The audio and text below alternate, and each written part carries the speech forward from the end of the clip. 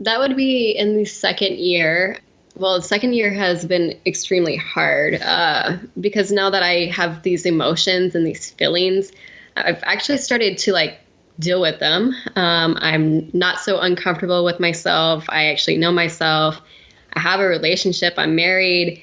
All these things. And it's kind of like this jigsaw puzzle. And I'm like, what can I do to make myself a little bit more uncomfortable so that I keep growing? Because I don't want to be stagnant in my recovery. That was Brandy Jouikov, and this is the SHAIR Podcast. It's time for the SHAIR Recovery Podcast, where we bring you amazing life-changing success stories from addicts and alcoholics all over the world who share their inspiring journey in recovery. And now, here's your host,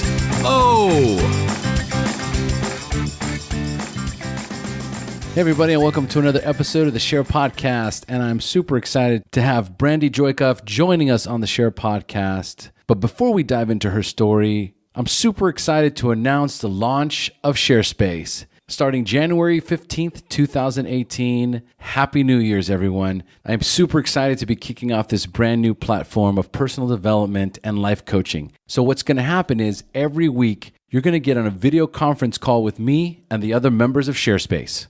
These weekly calls are all about crushing your fears, removing the blockages in your life that are preventing you from finding happiness in every area of your life and accomplishing your dreams and goals. Over the last 3 years, I have created a dynamic platform and community for supporting anyone and everyone seeking recovery. And now I'm building a brand new community where we discuss wealth, health, family, relationships, and spirituality. It's going to be absolutely epic. It's going to be absolutely awesome. And I can't wait to get started. It's time to take your life and your recovery to the next level. So for more information, go to the SHAIR Podcast website, www.theshairpodcast.com, and click on the banner on the top right corner of the website that says SHAIR Space, the Empowerment Network, coming soon. There you will see exactly what SHAIR Space has to offer, and you can fill out the pre-registration form to get started. My idea with SHAIR Space is to create the most affordable personal development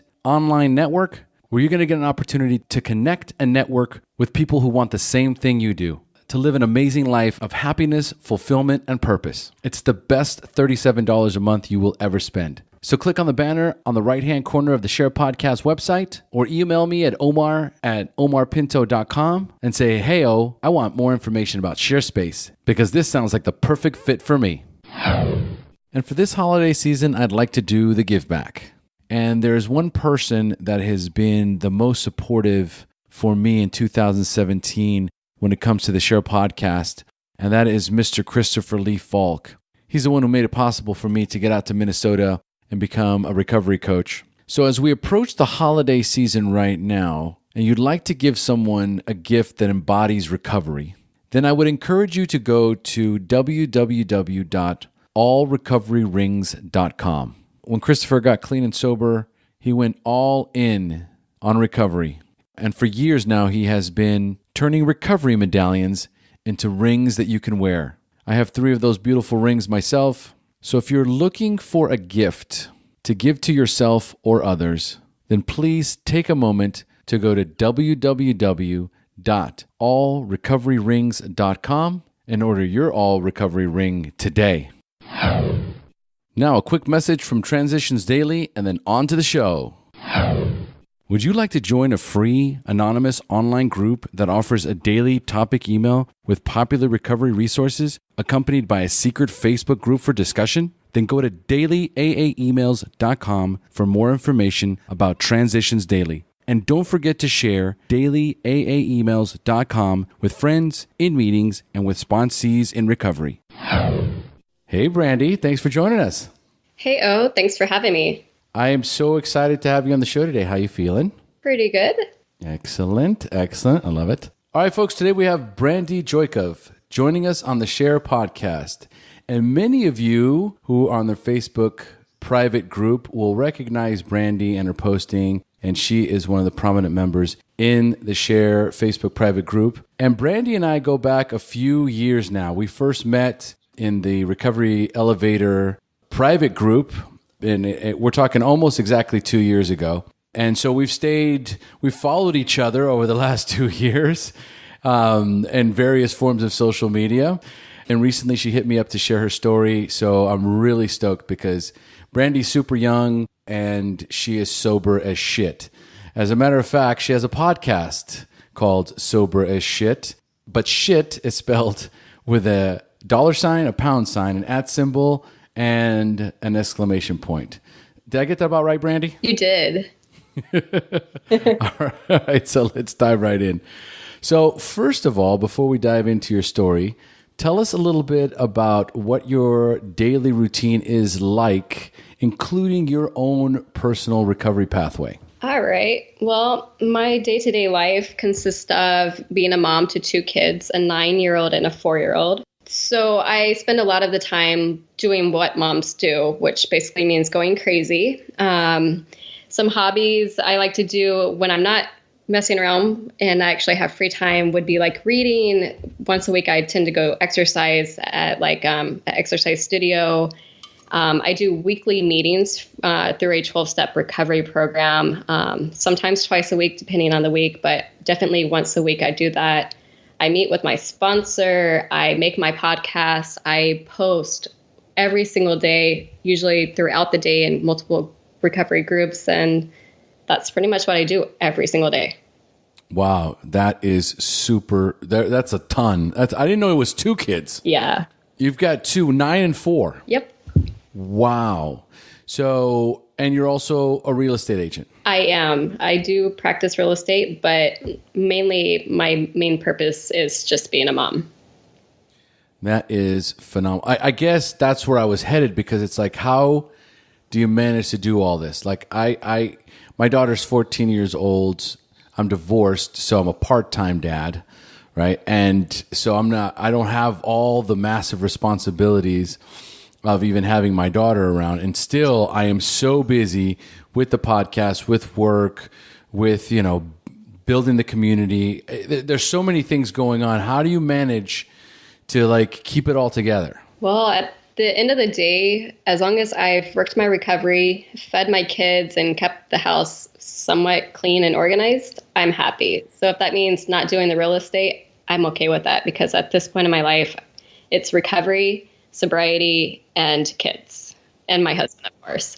I love it. Oh yeah, we didn't bring him into the picture. He's going to be listening. He's like, where am I in this?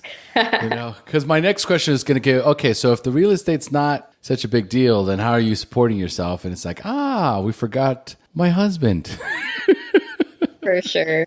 Of course, I'm very thankful for all that he does. Sounds like you've got a very well-balanced, happy home, happy, healthy family home, right? Yep. Beautiful, beautiful. So what about your spiritual condition? That conscious contact with a higher power. Do you have a spiritual practice? I do. Anytime that I have a free moment or a quiet time, whether it's first thing in the morning, waking up 10 minutes before the kids or after they go to sleep, I pray, I meditate, I just sit in silence and appreciate it for what it is. And that's how I connect with my higher power. I love it. I love it. Any particular benefits that you get from, the daily meditation? The main benefits means I either start my day or end my day with a clear conscience and a feeling of relief. I'm not so crazy. I'm not stressing. I'm just calm and relaxed and able to appreciate life as it is. The reason why I ask this always is because that is such a crucial part of so many of my guests' interviews. And having a successful recovery, in many cases, means having a successful daily routine, which is why I ask about the routine. I ask about spirituality. I ask about what kind of practices do you have, because they're game changers. I can't remember the last time I meditated at night. I almost always make time in the mornings. I get up at 5 o'clock in the morning and I do a silent 20-minute meditation. Sometimes I'll say a mantra in my head over and over. Occasionally I will do a guided meditation. But what I find is that once I've done a little bit of meditation, then I can actually do a little bit of journaling and kind of dump some stuff out onto the paper. And then boom, I'm off with my day. And it's almost like making your bed. No matter what happens, throughout your day, you can at least hang your hat on the fact that, I connected in the morning. And no matter what happens in my day after that, I know it was supposed to happen. Anyway, that's kind of the way I feel. Absolutely.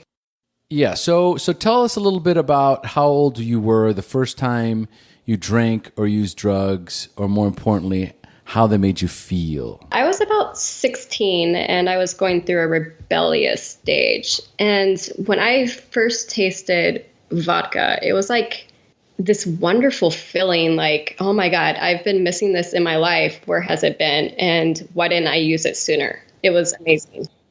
The same feeling we all get, that wonderful feeling of ease and comfort that comes with that first drink. I remember it oh too well. Absolutely. Beautiful. All right. So tell us, what is your anniversary date and how much clean time you have? My anniversary date is December 11th of 2015, and I am currently at 720 days sober. 720 days sober. So we're talking, oh, wait a minute. Oh, you're coming up on 2 years. Correct. Oh my God. All this in 2 years. So folks, if you're listening, it's never, ever, ever too early to kick ass in life. Here's Brandy with 2 kids, a husband, family, business, podcast, blogging, social media, and she sounds as cool as a cucumber. So you can too. I love it. All right. So it's now time to turn the show over to you, Brandy. It's time for you to share your story, the battle against drugs and alcohol, the wreckage it caused in your life, when you hit rock bottom, and then finally your journey into recovery up until today. So Brandy, please take it away. All right. So to start, my story began when I started out growing up, and early on in childhood, I went through some childhood abuse, trauma, just a lot of crappy stuff. And I kind of bottled that up, as most kids do. No therapy. I just pretended like it didn't happen. So when I hit about 16 and I had that first taste of vodka, I realized that by putting alcohol in my system, I changed the way I feel. I changed the way I react. I'm cool and comfortable, and I can talk to people, and I feel sexy, and all these weird emotions. And then I decided if I tweak that some more and I can lose weight, because I was a little bit overweight, that makes that feeling even more better. So I kind of did both. I had alcohol in my life, and then I turned bulimic. So I literally went from being overweight to being underweight. And I did that for a couple years.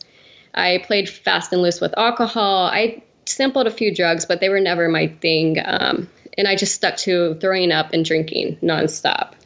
About age 18, I moved in with the first boyfriend and was like that for a little bit, just drinking on the weekends as typical teenagers do, although heavier because I was an alcoholic. I just didn't know it at the time. 19, I got pregnant with my son and ended up getting married in a shotgun style wedding. Typical, but it happened. No regrets. I just wish I would know what I know now. But life happens and it is what it is. So I got pregnant. I didn't drink during my pregnancy. Thank goodness. I had my son. And then 3 months after I had him, I decided I didn't want to be a mom. I didn't want to breastfeed. I didn't want any of that responsibility. So I started sending him to grandma and grandpa's houses on the weekend. And I would be a weekend warrior, drinking nonstop throughout the weekend. Monday would come, I'd be back to being mom and a housewife and trying to stay sober. But soon that wasn't enough, and I drank more. I would start drinking on Thursdays and then Wednesdays. And then I was basically leaving my son with grandma and grandpa's throughout the week and on the weekends. And I was basically playing visitation with my own son. Sad but true. The drinking just got worse and worse. I would drink with my brother a lot, and he kind of played a role because he was very significant in my drinking and my drugging. So when I realized that I had a problem, it was so much easier to look at him and be like, well, I don't have a problem actually, because he drinks more than I do. And I used him as a point of reference for a long time. But that all changed because in January of 2012, my dad died. And when he died, it was like a part of me died with him. And I decided, well, screw it. I'm going to drink in the mornings. I'm going to drink in the afternoons and nights.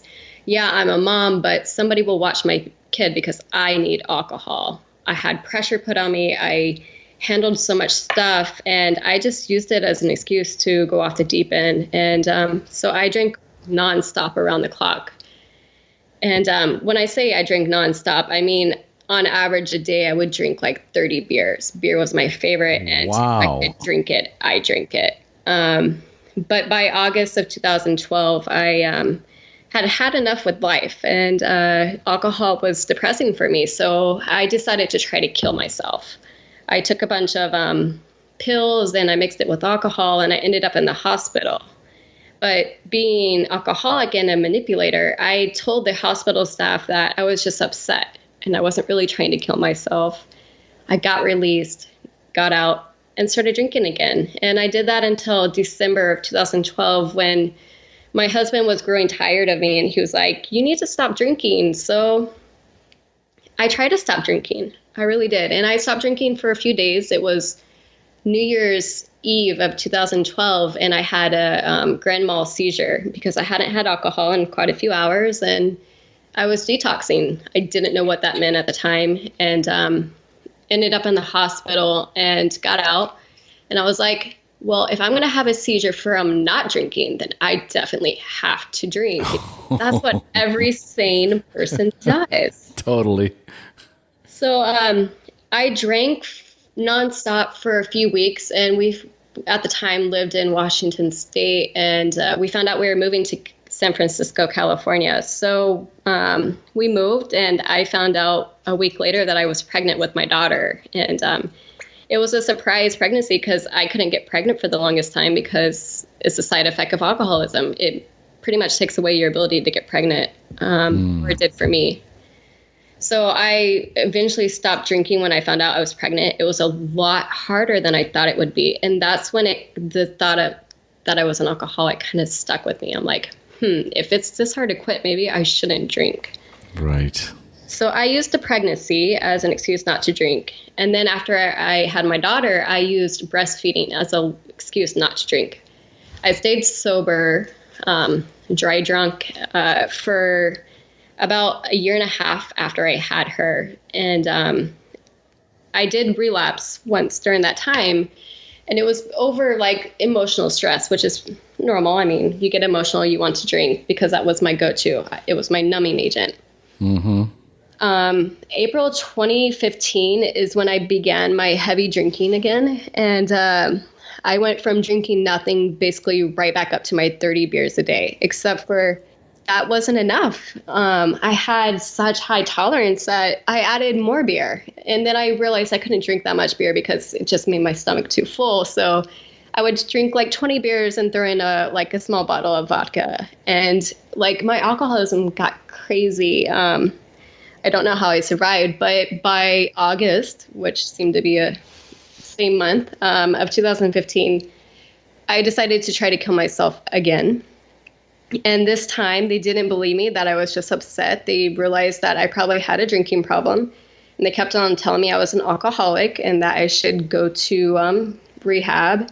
They stuck me into a mental hospital for 3 days where people kept on telling me I was an alcoholic and I needed help. And I heard other alcoholics talking about it, and I was just like, I don't know. I just don't believe it. So I got out. I did not go to rehab. I ignored them. And I started drinking again. And November of 2015, I knew I had a problem, and I was finally realizing it, and I was wanting to stop. So I looked online and I found some recovery groups, joined those, but I wasn't sober yet and I couldn't stay sober. So I kept drinking and trying to moderate. I tried only drinking non-alcoholic beer. I tried only drinking once a day. I tried all the tricks. But then I decided I could stop. And so I got sober my first time November 10th of 2015. And I stayed sober for a couple weeks, and then Thanksgiving hit and I relapsed. And I drank solid until December 11th. But December 9th and 10th were my two worst drinking days in my life. I drank who knows how many beers, but I went to Costco and I basically loaded up a cart full of cases of beer, and I went through all of them in the span of like 2 days. And I ended up in the hospital on December 9th and December 10th for drunkenness. And December 9th, my husband told me he was divorcing me. Wow. And on December 11th, I went to my first AA meeting. And I drank before I went, and I drank after I got out of the meeting because, I needed the alcohol. I needed the courage. Yes. But when I drank after the meeting, it tasted different. They ruined the taste of alcohol. Yes. So that night I went home and I drank some more because I was going to prove to myself it did not taste differently. And I lied to my husband and told him I was going to another AA meeting. I drove my car, left him with the kids, and I drove around. Sometime during the night, I blacked out. I don't know where I was. I don't know how I called him, but he told me I had called him multiple times, begging him to come find me. Eventually, he found me, and he called the cops on me.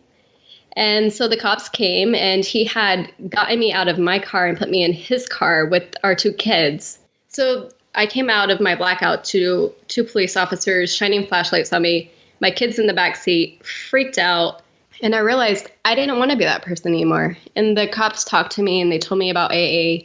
They told me about getting help, not for myself, but for my kids' sake. And ever since then, I've been sober. I work a program and I post and I share my story, and that's what I do. And it's kept me sober. Yeah, I got to tell you, it's all, as you were getting close to the bottom, I started to remember you posting about it in the recovery elevator group. You were struggling with staying sober and that you'd relapsed. Is that true? That is 100% true. I remember, God, it's coming back to me now. And the thing is this, for those of you that are listening right now, Brandy is one of the many that are in the groups that they go back out and they come back into the groups. And sometimes, like going to a meeting just seems so daunting. And I got to get my liquid courage to drink before I can even go into a meeting, right? It's so overwhelming, and it's so, there's so much anxiety around it, and I'm uncomfortable, but for whatever reason, and I guess not for whatever reason, it's just easier to just connect with the group and say, guys, I'm struggling here. I relapsed again, but I'm going to try again. What is that? Tell me a little bit about what that feels like compared to, when you relapse, when you're struggling, going to a meeting versus jumping into the room, into the groups and asking for support. For me, it's always been the groups. And my main reasoning is I'm a stay-at-home mom, so I have my kids. And yeah, I can bring my kids to the meetings, but everybody there cusses, or I'm just going to use it as an excuse not to go because that's who I am. I find excuses for everything. But if I post online, then I have millions, or not millions, but thousands of strangers willing to drop a minute and take time with me. And it's people from Australia to the United States. So there's always somebody available to talk with me.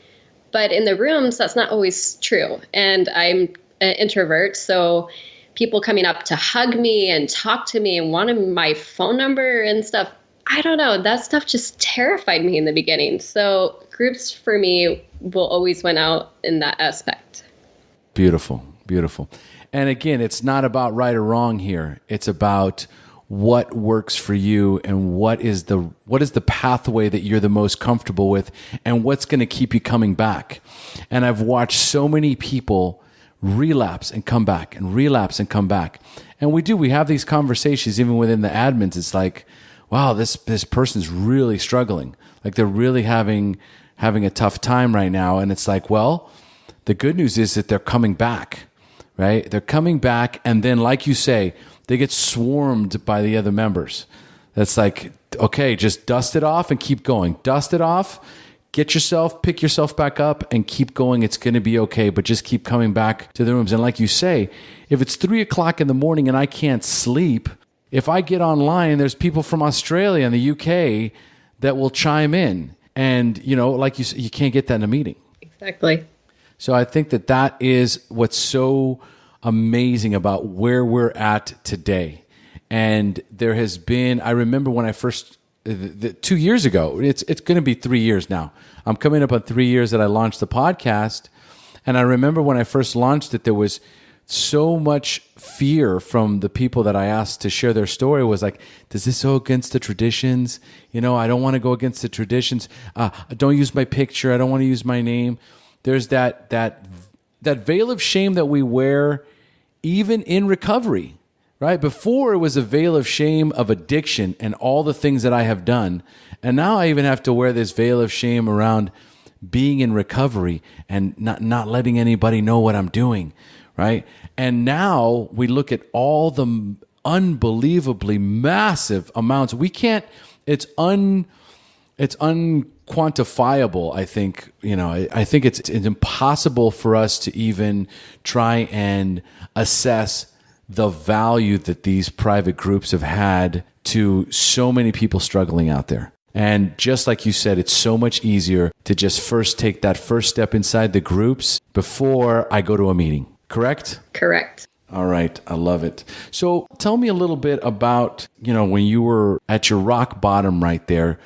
Kind of take us into, what that was like. Because, we know the story, you just kind of brought it down to us. But I remember, now that you talk about it, I remember the posting.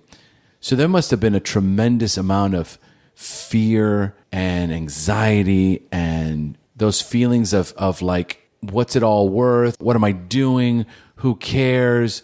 Maybe I'll just end it all. Tell us a little bit about what kind of feelings and emotions were going there. There you are at, you're in the hospital, your husband's, getting ready to divorce you. What was going through your mind? So for me at the bottom, I remember the first day that my husband told me he wanted to divorce me, and it was through email because that's how we communicate a lot of times, or that's how we did. And so I just remember this feeling like, well, if he doesn't want me, then I might as well just keep drinking because alcohol makes me happy. And so that got me really spiraling and out of control. And it brought me to that feeling of like, it brought me to an emotional bankruptcy because I wasn't good enough for him. I wasn't good enough for myself. Who was I good enough for? And I remember this feeling like, if I just keep drinking, I'll feel better. If I just keep drinking. But then I'm like, why am I still drinking? It's not changing my feelings. It's not making me better. It's just making everything worse. And I remember seeing my kids and their faces, and just like, before I just blacked out, I was seeing how hurt they looked and how sad. And that's kind of what brought me to that bottom, because I didn't physically hurt anybody. I didn't physically hurt myself. I didn't end up in jail, but I ended up somewhere worse for me. I ended up hurting my kids. Having them like see me talking to a police officer because I was drunk is like the most hurtful thing I could have done to myself. And it allowed me to actually take a second and be like, what is my life worth to me? If it's not worth a lot to me, then maybe it's worth something to them. What do I want to tell my kids? And at that moment, it was enough to make me realize, yeah, I can't always stay sober for myself, but on the days I can't stay sober for me, or until I feel like I deserve being sober for me, I can try and get help for them. And that's kind of what gave me that moment of weakness of, the officer asked me, do I want to go to jail or do I want to go to the hospital? And I was able to tell the officer, I want to go to the hospital, because it was very close, because there were two officers, and one, in my drinking, I would have the Jekyll and Hyde. Sometimes I was really happy and sometimes really sad, depending on who talked to me. And one of the officers brought out the Jekyll and one brought out the Hyde. And in the moment of kind of clear-headedness and all that insanity, I was able to know that I wanted sobriety more than I wanted anything else in that moment. And it was terrifying and scary. And once I got to the hospital, I yelled at all the staff and called them all types of horrible names. I tried to fight a security guard because I was drunk and my blood alcohol was crazy insane. But a part of me kept fighting to stay sober because I knew that's what I needed and what I wanted. Oh, man, I love it. I love it. So as our listeners are listening, how old are you? I am 29. So really? Yes. 29 years old, right? I would have thought you were like, I don't know, 24. But then again, you have a 9-year-old. So yeah, it'd be a little bit rough if I do the math there. So here is a very beautiful young woman with 2 kids. And in the beginning of this interview, we start talking about, how you manage your life, how you keep it all together, how you create your schedule, what kind of morning routine you have. And here's somebody that sounds like she's got it all together. And it hasn't even been 2 years yet. And 2 years ago, you're in a police car being asked, do you want to go to jail? Do you want to go to a hospital? And your children are watching all this. So from this perspective and listening to you now, it seems like you've got it all together. But what did it take? What did those first 6 months look like? What did you have to do to maintain your sobriety? Well, the first 6 months, okay, I'll start. The first week, I felt like I was a walking zombie. I was emotionally bankrupt. I felt nothing. I had no feelings. My kids weren't around me. My husband kept them away. I didn't know what was going to happen with that. But I had this friend in Australia, and she's actually been interviewed on here, Penny. Oh, and she talked to me all night long as I was laying awake with insomnia, and I couldn't sleep, and I wanted to drink so bad, but I didn't want to drink even worse. She would just talk to me, and so I felt like a zombie because I didn't know anything. Like, I felt like I was a kindergartner, and I knew I had to wake up in the morning and get myself to a meeting because I couldn't spend all day with myself. So the first 6 months, I did not do 90 and 90. I did go to meetings the first week, basically at least 4 times a day. After that, I dropped down to basically 3 times a week that I would do meetings. But in between that, I was always in accountability groups online. I was never just in my own thoughts because they weren't safe. I was a crazy person. I wanted drinks. I was shaking uncontrollably, especially the first month, and not sleeping. I was grumpy. I was not a nice person. I was very unhappy. But as I kept pushing through, I hit the 30-day mark, and I was like, oh my gosh, I made it 30 days. And it was like, okay, this is a renewed sense of hope. I can keep doing this. It's just one day at a time. So the second month, I was less like a zombie. I was more like a person. I was learning how to feel.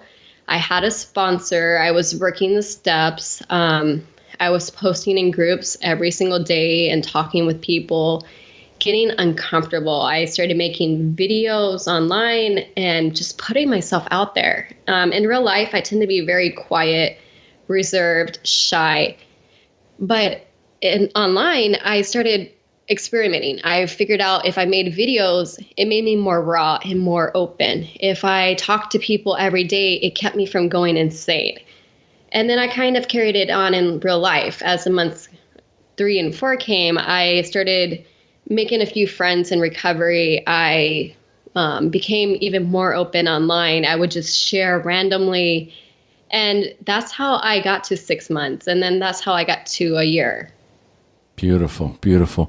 And the thing is that for many of us, what we don't realize is because of all the insecurities we had, because of, for example, you had childhood abuse and trauma as a child, and there's all this baggage that comes with, post-traumatic stress disorder.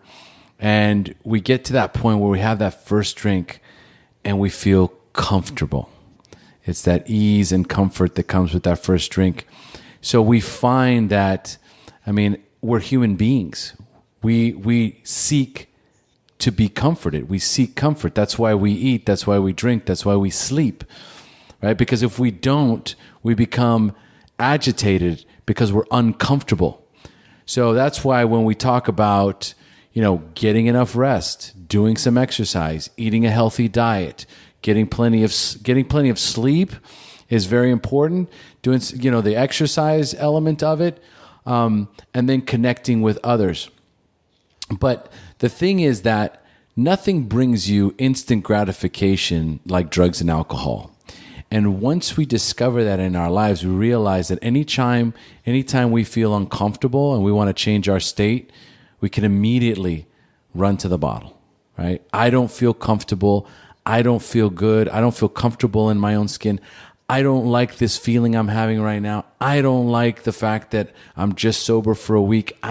There's all this this instability and uncertainty of the future, and you're just plain uncomfortable, and you're seeking to be comforted. You're seeking to soothe yourself. It's a natural instinct that we have as parents. You grab your kids, you hug them, you hold them, you tell them you love them, and you soothe them and you comfort them, and they love that. So how do you replace that instant gratification of alcohol with something else, right? And that's always been the challenge. And it's like, oh my God, exercise and go to meetings, and when am I going to feel better? When am I going to feel better? And so there is that time where we really need each other, because there's going to be that time you're going to go and you're going to be very uncomfortable. You're going to be very uncomfortable, and you have to find your way. So I love that what you did was you just put yourself out there. You made yourself more uncomfortable, right? Yep. You're like, fuck, I got to go out there and I'm just going to make myself more uncomfortable. So I'm going to start posting out on the forums. I'm going to make more meetings. I'm going to start doing videos, things that I've never done before, and I'm going to get out of my comfort zone. And surprisingly, what does that do? Well, it made me comfortable in every aspect, and it helped me get sober. There you go. It brought you comfort. And really, if we just kind of take all the drama out of all of it, I mean, it's really a lot of bullshit that we sell ourselves on. And if you just step away from the drama and just look and ask yourself and be mindful, what am I uncomfortable? What is making me uncomfortable right now?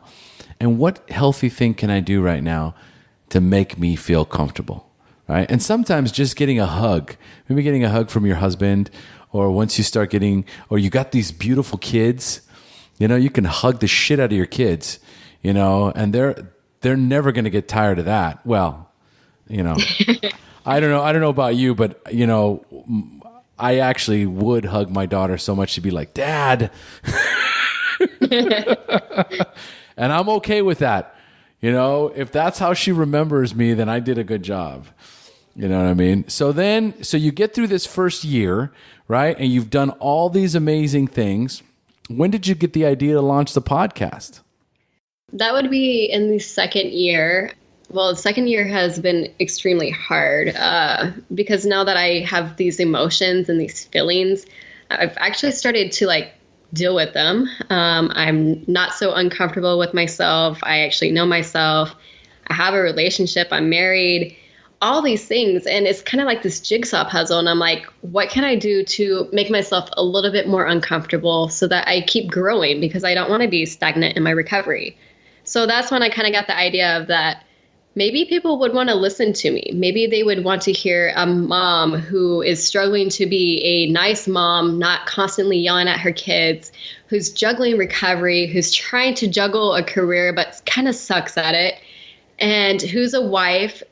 But, I'm just a human. So that's when it's like, okay, I'm going to try making a podcast.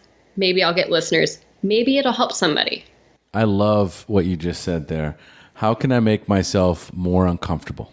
It's not very often where I hear somebody say, how can I make myself more uncomfortable? Because usually you hear people saying, get out of your comfort zone, which has a positive spin, right? Get out of your comfort zone. It's almost like, like some kind of T-shirt that you can wear. Get out of your comfort zone, right?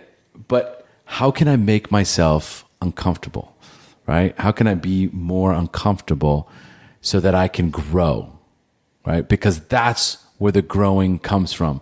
When everything is status quo, we're not growing. And when we're not growing, we get bored. And when we get bored, we get into trouble. And that's just, we're like children, right? So you have to be mindful that, once I reach the top of a mountain, great, I can celebrate. Now, let me look, and what's the next mountain I'm going to climb? The constant reminder that if we're not challenging ourselves, then we're not stepping into our greatness. We're not discovering the best version of ourselves. So I think that if those of you that are listening, right, can connect with that idea, connect that it's okay to be uncomfortable, and that not only is it okay, that you should seek to be uncomfortable, because it's in those moments that we learn and we grow and we discover who we are and what we're supposed to be doing on this earth. Is that similar? Do you have the same kind of feelings behind that one, Brandy? Absolutely. That's exactly what I go for. And that's exactly what I would say. So what would you say that you've discovered so far about yourself and what your purpose is here? What is your gift? What are your gifts and talents and your purpose for being here? Have you started to kind of chip away in that, kind of discovered or stepped into, who you really are? I have. If I were to say, just compare myself a little bit, 5 years ago, I would say I was shy, introverted. I didn't like talking to women. I only found comfort by drinking boatloads of alcohol, and then I would go and make a fool of myself. Today, I would say I'm still introverted, shy, very reserved. But once I get to know people and I keep putting myself out there, getting uncomfortable, going to meetings, and now I only do women's meetings, it's like, okay, so I do like women. I can talk to women. I can kind of have a conversation. I can make friends, which I never knew was possible, to have friends with women. Sure, I knew women and I would hang out with them, but I did not consider a woman a friend until really this past year when I dived into a couple meetings locally and I met some people online through Recovery Elevator, and I was able to have meetups and launch this podcast and just reach this level of closeness that I enjoy conversations. I enjoy having friends and having a life, and I can have fun sober. And yeah, it's a little bit uncomfortable, and I love being uncomfortable. And that's what makes it better, because I know once I get over that uncomfortableness, that it becomes comfortable and it's fun and it's exciting. And this is what life is. Like, it's constantly changing. Oh man, fun and exciting. Listen to that. And that's what life is. Life is fun and exciting. I love that you connected with Penny in that first year and would talk to her in the evenings, because I'm sure she needed you as much as you needed her. I know that Penny's gone through some really tough times in her sobriety as well, but she has done the same. She has stayed close to the group. She started her own private group.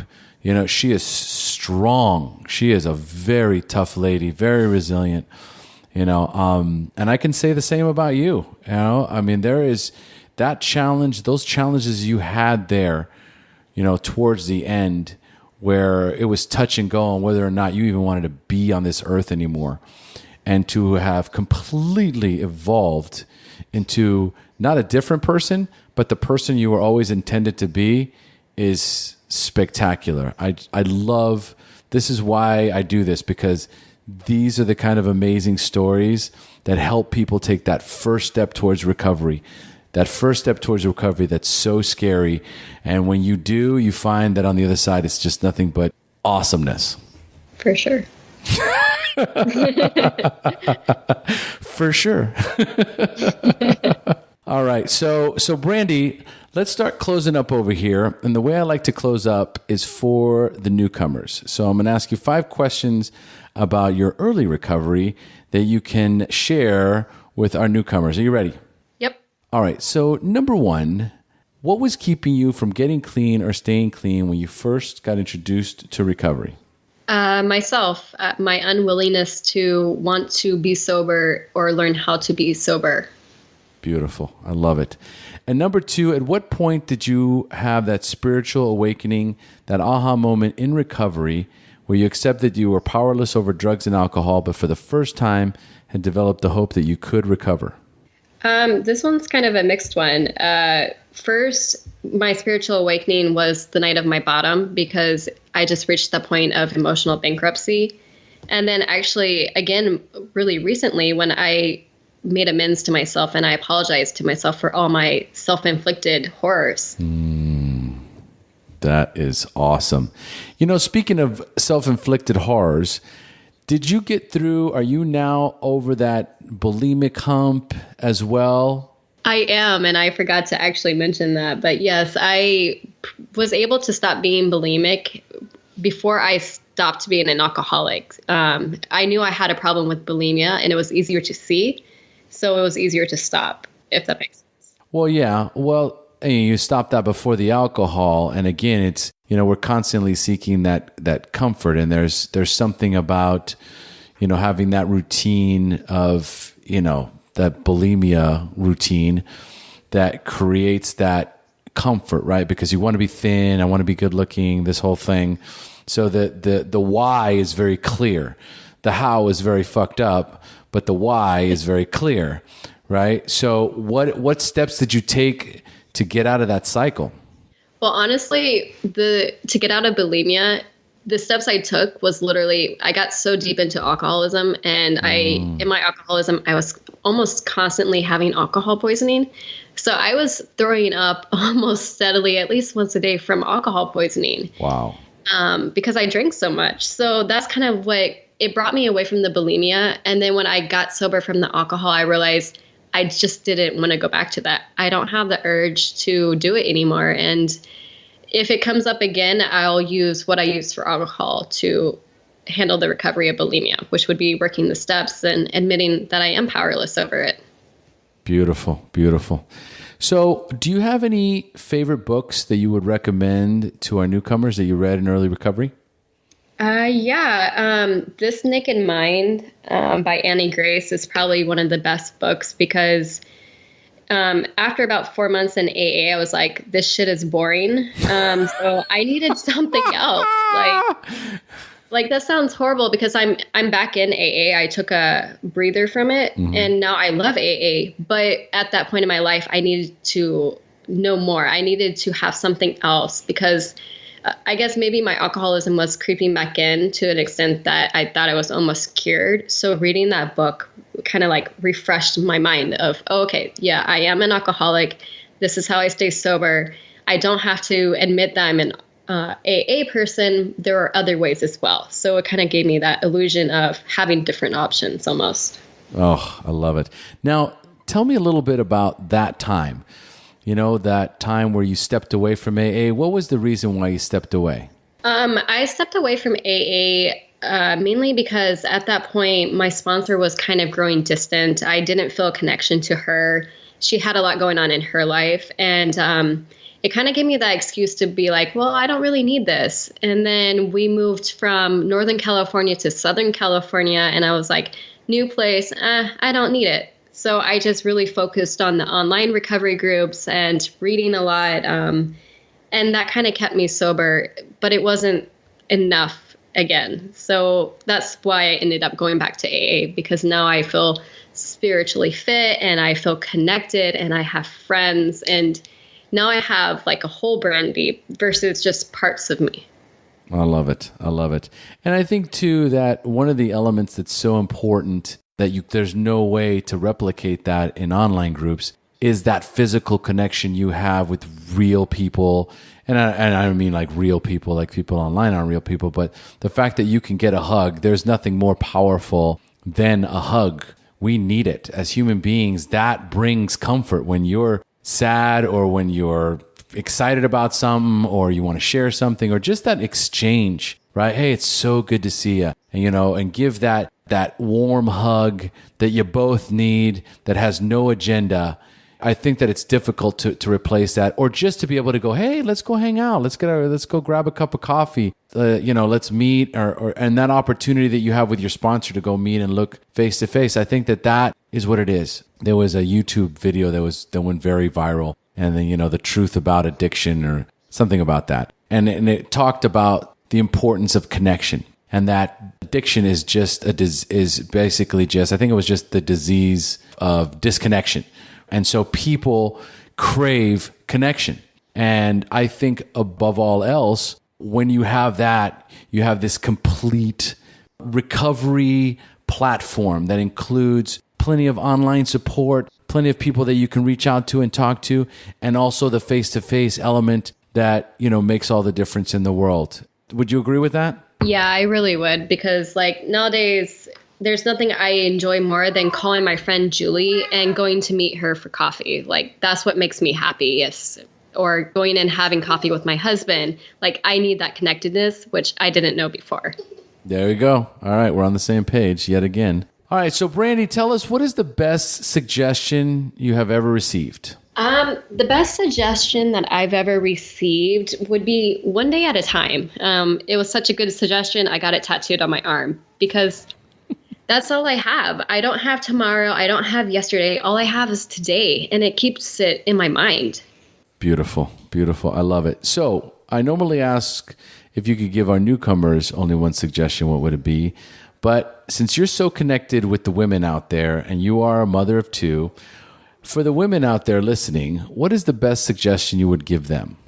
Don't be afraid to include your kids in recovery. By that, I mean, my 9-year-old especially, he knows I go to meetings. So does my 4-year-old. They know Monday night, mommy's going to her meeting.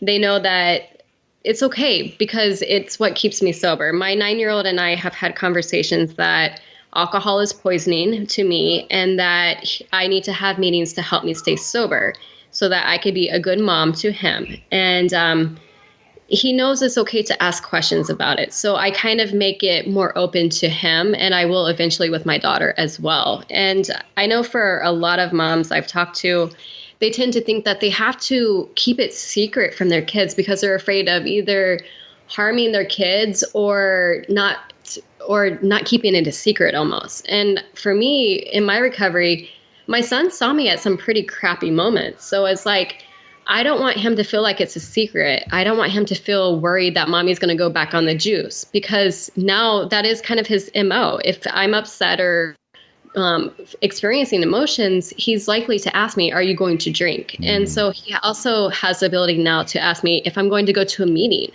So that's why I said that. That is fantastic. Do not hide this from your kids. I was taking my daughter to meetings up until she was about, I would say, probably about 5 years old. I was taking her to meetings with me. But when she started, because I'm in Costa Rica, so for the first 5 years of her life, she spoke primarily Spanish. And even if she understood English, she wasn't really paying attention. But when she started school, we put her in an English school, and she started catching on to the English fast. And I remember taking to a meeting and somebody dropped like 12 F-bombs, right? In 2 minutes. And I was like, and I felt it. I'm like, okay, I think that's it. I think she understands. But after every meeting, right? After every meeting, I would say, hey, do you know why Daddy goes to these meetings? And at first she'd be like, no, I don't know why Daddy goes to the meetings. I go, well, Daddy has a problem with alcohol. I'm an alcoholic. So that's one of the reasons why your mommy and I aren't together. So I come to these meetings so I don't drink, right? Because I don't ever want to drink because that would probably affect my relationship with you too. And she's like, okay, right? Like, whatever. Until finally there was that one day we were driving and I left the meeting. And she goes, and I said, do you know why Daddy goes to the meetings? She goes, yes, I know why Dad goes to the meetings. I go, why? Because Daddy used to drink a lot and now he doesn't. And, that was bad for him. And Daddy's an alcoholic and now he doesn't drink. And these meetings help him. I'm like, wow, really good. And then she says to me, now, isn't cigarettes addictive too? Isn't that like an addiction? Isn't that like a bad thing? I go, absolutely. I don't smoke. She goes, yeah, but the people over there in the meeting, they were smoking, Dad.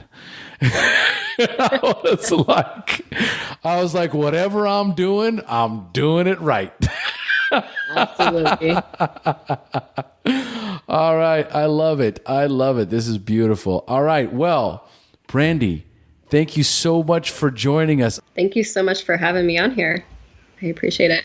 It's my pleasure. So, folks, we've now reached the end of our show. Thanks for joining us. And as we say here in Costa Rica, pura vida. Pura vida. Thank you for joining us on the SHAIR Recovery Podcast. To check out the show notes page on this interview or to thank our guests for sharing their story, go to www.theshairpodcast.com. While you're on the website, don't forget to sign up for our free newsletter to stay up to date on the latest news, podcasts, and interviews. Want to be one of our guests and share your story? Then go to our website and click on the Share Your Story button. We share our inspiring recovery stories every Tuesday, so subscribe to our show on iTunes or Stitcher Radio to get your free weekly download. We'll see you then. The opinions shared on this show reflect those of the individual speaker and not of any 12-Step Fellowship as a whole. And though we discuss 12-Step recovery and the impact it had in our lives, we do not promote or endorse any 12-Step Anonymous program.